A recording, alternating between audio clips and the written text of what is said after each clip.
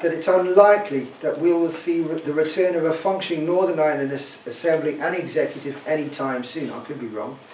Leaving Westminster as the prime stage for the political shaping of Brexit. With none of the nationalist seats gained in the parliamentary elections being taken up due to Sinn Féin's policy of abstention, so although you saw the green parts of the map after the last general election, all of those MPs were Sinn Féin MPs, and Sinn Féin has a policy of not taking its seats in Westminster, so none of them are there.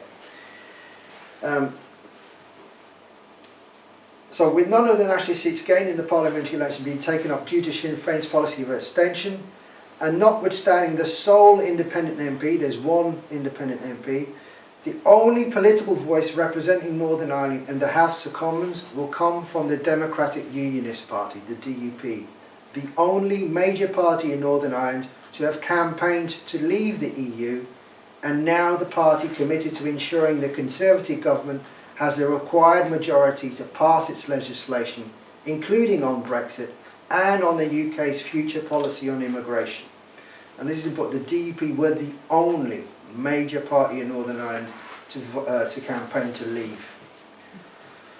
Although we in the Centre for Cross-Border Studies will continue to make every effort to ensure this isn't the case, I fear that whereas other regions of the United Kingdom may remain welcoming places for whatever inward migration we may have in the post-Brexit world, Northern Ireland risks becoming a hostile environment bordered within itself. We are seeing arguments in Northern Ireland over Brexit and the nature of the border with the Republic continually returning to the customary and impoverishing politics of binary identities that leave little or no room for alternative identities.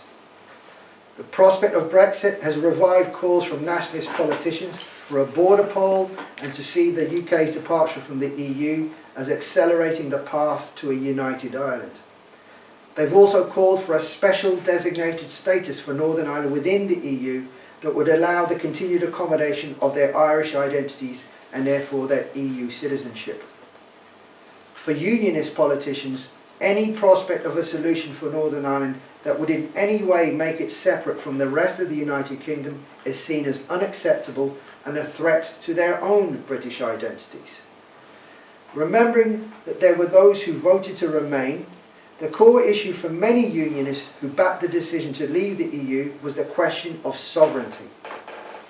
However, by leaving the EU, it's not simply a matter of wresting control from Brussels to return it to London, but also to put an end to the concept of shared sovereignty seen as implying a dangerous dilution of the separation between the Republic of Ireland and Northern Ireland.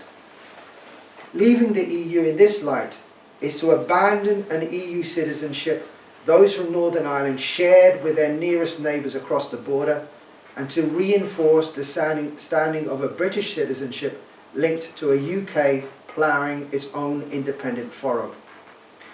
In both these opposing arguments, the driving force is the retention of an identity, British or Irish. I would argue that despite appearances to the contrary, all else is secondary, including the possibility of a post-Brexit Northern Ireland where migrants are welcomed as more than simply enablers of our economy. The reality is that, unlike elsewhere in the UK, immigration was not a core concern in the debates taking place in Northern Ireland in the lead-up to the June 2016 referendum, and since then it's only really featured in political arguments in terms of a source of labour. It's been a secondary issue at best. There are, of course, other debates occurring below the political level that could offer an alternative vision for Northern Ireland. However, unless this is taken up by our politicians, their current rhetoric may not result in a return to the border of the past, physically separating Northern Ireland from the Republic, but it may instead condemn Northern Ireland to a future where its existing internal borders, the so-called peace walls, will multiply and gain strength, whether as actual or psychological barriers. The good ship Global Britain will have set sail, leaving Northern Ireland in its splendid isolation to continue rehearsing its age-old debates where those from outside have no place. Thank you.